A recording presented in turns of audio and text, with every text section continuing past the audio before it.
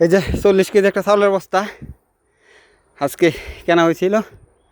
এখন গাড়ির জন্য অপেক্ষা করতে করতে পরে কোনো গাড়ি মিলাইতে পারি না। লাস্টে কি আর করবো, এই অবস্থায় এই পাহাড়ের রাস্তা দিয়ে এই চালের বস্তা নিয়ে উঠতেছি। পুরা পাহাড়ি হয়ে গেলাম গা।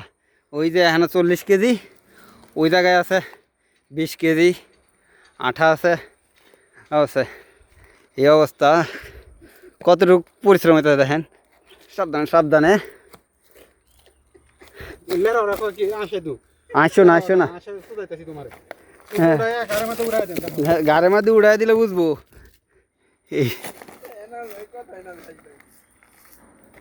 আস্তে সাবধানে উড়েন। যে অবস্থা, পাই স্লিপ কাটে অল্পতেই। এই দেখা উঠতে হইতেছে। আমি খালি পাই উঠতে পারতেছি না। বড় ভাইয়ের প্রচুর পরিশ্রম হইতেছে। এই যে অবস্থা কাঁদে। ওরে আল্লাহ, কই দিয়ে আইলাম নিজেও জানি না।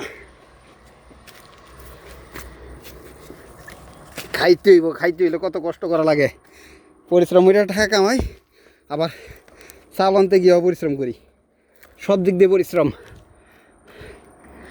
এই রে আল্লাহ রে, দেখেন কতটুকু খারাপ। ওই জায়গাতে উঠছি।